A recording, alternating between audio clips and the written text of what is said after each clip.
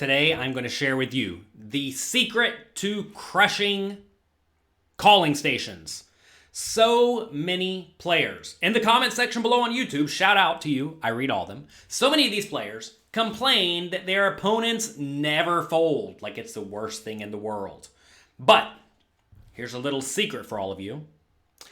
These are the players you should be winning tons of dollars off of at the poker table. You just have to make a few key exploits to take advantage of what they're going to do incorrectly. And in this short webinar, I'm going to teach you those key adjustments that you must make right away so that you can maximally exploit these opponents and start winning tons of money from them.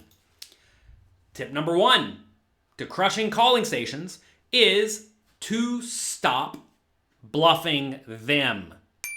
We are not trying to play game theory optimal poker where we are very balanced with both nuts and bluffs in our betting ranges. We want to stop bluffing these players because they are not folding.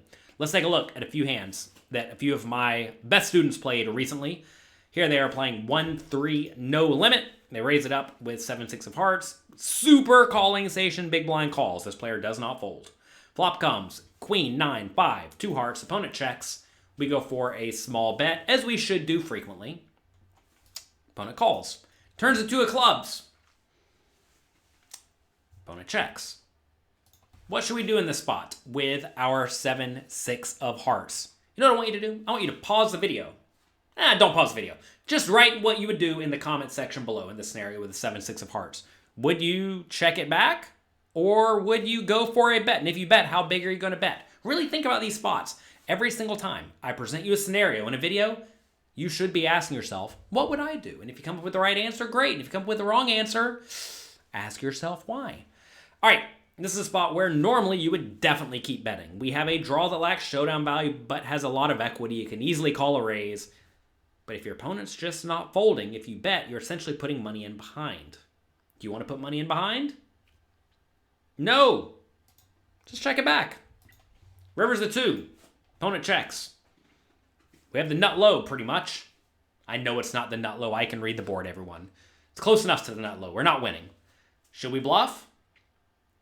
No. The opponent's not folding. Check, check. Give them the pot. They win with the queen. They win with the 9. They win with the ace high, whatever. It doesn't make a difference, especially when all the draws miss. Calling stations do not fold, so do not bluff. Simple as that. I know that may look very weak, just giving away the pot, but I think that was a spectacularly played hand by my student in that game. Here we have another hand from one of my students playing 2-5 no limit recently. Calling station raises it up to 4 big blinds. We defend the 5-4 of spades. Probably fine. You have to realize when you call from out of position against a calling station, you're pretty much hoping you just make a really good hand and get a load of money in the pot. And when you don't make a really good hand, you're going to take it easy. Keep the pot small, probably lose a little bit. It is okay to lose a little bit or win a ton, even though you're going to lose a little bit, a lot. All right, flop comes King 3-2, 2 diamonds. We check. Opponent bets $15 into 42. Default play is either call or raise, I think. I think both plays are reasonable. I usually err towards just being hyper-aggressive in live cash games because most people fold too often. But not calling stations. Calling station calls too often. So, just call and try to get there. Turns the 9. Check, check. River's an 8. There may be some merit in bluffing here, but a lot of calling stations will just call down with like ace high or better, which should be a lot of their range at this point. So, unless you get the vibe that they are especially weak, I would probably just give up. Check, check. They show the ace-queen, a hand they probably would have called a bet with, and we lose a little pot. It's okay. All right. Tip number 2 for how to crush calling stations is to go for thin value and make a point to go for maximum value. So many players leave money on the table because they are unwilling to value it with hands that are normally considered to be marginal. Now, look, typically you should be checking your marginal made hands. That's just good, strong, fundamentally sound poker. But when you know very clearly what your opponent's doing correctly, and you know that they will call you with all sorts of junk, hands like middle pair become pretty good, and you can very reasonably go for value with them. Let's take a look at this hand with pocket tens from 1-3 no limit. Calling station, small blind, limps. We will definitely raise it up with our pocket tens. They call, as expected. Queen 9-6. I don't even know if this hand's going to run out, but unless it runs out pretty bad, we're going to go for 3 streets of value. We're going to bet the flop and bet the turn and bet the river. And you may say, what can they call me with? Won't they just only call down with a queen on Queen 9-6? Well, no. If you give them a 9, or you give them a 6, or you give them even ace high when the draws miss, they are going to find calls. So, go for value. And bet on the bigger side. Pot's 24. I think a normal default bet in this spot would be a little bit smaller, like maybe $10 into 24. But up it just a little bit. Most of these players will call any bet they view as reasonable. So is 15 reasonable into 24? Sure. So go 15, get full value when they have a 9 or a 6. And I realize you're going to lose this pot whenever they do have a queen, right? But understand they're going to have a queen, I don't know, maybe 35 or 38% of the time, and they're going to have a worse hand more than that, right? When they check call your flop bet. And I realize my number of 38% may even be wrong because they're going to have a bunch of draws too, right? But whenever they have a pair, usually they're going to have a queen more often than a 9 or a 6 because they're not going to limp call with 6-3 offsuit preflop, right? But they may call a queen 3 offsuit. So they're going to have more queens than 9s or 6s, but there's, 2 9s and 6s, there's only 1 queen. So this is a spot where we can just straight up go for value on all betting rounds. And when we do go for value in these spots, we do want to go a little bit on the bigger side, like 30 into 54 on the turn.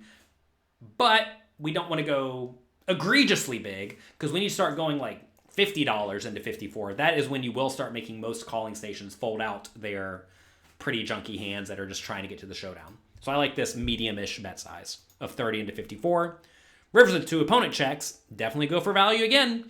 Bet an amount that a 9 or 6 can call, which is probably going to be $70, $75. Great play by the student. They go $75 into 114. I like this play a lot. You can easily get called by a 9 or 6 in this scenario, especially when the draws miss. Like I said, sometimes you're going to lose to the queen, but more often than not in this scenario, you're going to get called and you're going to win. What a lot of people do wrong in this hand is they just don't bet the flop, or they don't bet the turn, or they don't bet the river, and they just end up getting $75 fewer in the pot. And I mean, $75 is 25 big blinds. Imagine missing out on 25 big blinds in this spot just because you are afraid to go for full value. Do we win this time? We do. They show the 9-7. We collect a nice pot. And again, you may say, well, my opponents won't call me on the river with a 9-7. Then just bet the flop and the turn. You're not against an extreme calling station. Simple as that. It's important to make sure that you classify not just the player pool in general who you play against, but your specific opponents. Let's take a look at one more hand for today. Facing a raise from the cutoff, we call with the ace-9 offsuit in the big blind. Perfectly reasonable. Jack 9-5. We check the continuation bet small. Easy call.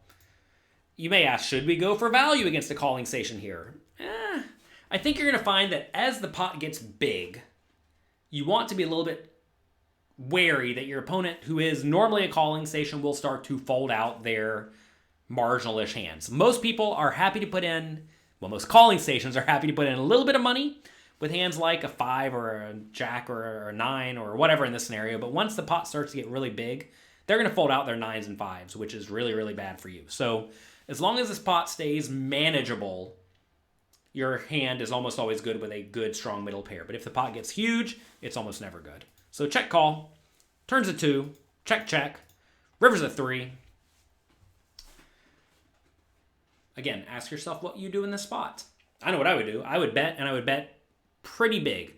This is a spot where, notice, big into a $35 pot is not big compared to the opponent's stack size. They have $283 remaining. The pot's only $35. If you go for a solid pot size bet here, maybe a touch less, like $30, they're going to call you literally every time with a 9, a 5, maybe even a 2 or a 3, maybe even ace high, especially because the draw's missed. Even if the river brought a diamond, though, I'd probably go for a similar $30 bet because a lot of these calling station-y players just want to see what you have. For whatever reason, they want to be able to sleep very, very soundly at night because they know they did not get bluffed. What a lot of people do wrong in this spot, though, is they just check, thinking either I have a clear marginal made hand, I need to check, or they check because they don't want to bet and get raised. But remember, calling stations call a lot. They don't raise a lot. But this is a spot where our hand is definitely good enough to go for value. And I would go for value with any 9 in this scenario. I'm trying to think if how wide would I go for value here? Maybe in a hand like pocket 6s, I think is reasonable. That's thin. Pocket 6s would be really thin, but I think it's probably a good play. Maybe even ace 5 is an okay hand to go for value. That's probably pushing it, but ace 9 is definitely a value bet. We do go for the full pot size bet in this scenario. We do get called. They show up with pocket 7s. Like I said, pocket 6s would be thin. Ace 5 would be thin. That's about right. And by value betting in this scenario, we win a pretty big pot, whereas most people in this scenario, they just check the river. And it goes check, check, and they win. And they think, yes, I won the pot. But they don't realize they missed out on a lot of value. And you have to realize that getting maximum value from these players is how you are going to absolutely crush them. So that's it for today. These are the 2 tips you need. That's it. To crush calling stations. You need to stop bluffing them, even if you have no showdown value. Just give up. They win. Let them win their small pots. That is A-okay. And make sure you go for thin value and go for maximum value by using bigger bet sizes. Take them to value town over and over and over and over and over again, because they're going to call and call and call and call and call, and all of that money is going to flow your direction. Thank you for being here today. I hope you enjoyed this video. If you did, click the like and subscribe buttons below. I would appreciate it. And I hope you enjoy all the extra winnings you have in your bankroll, because now you know how to exploit the calling stations.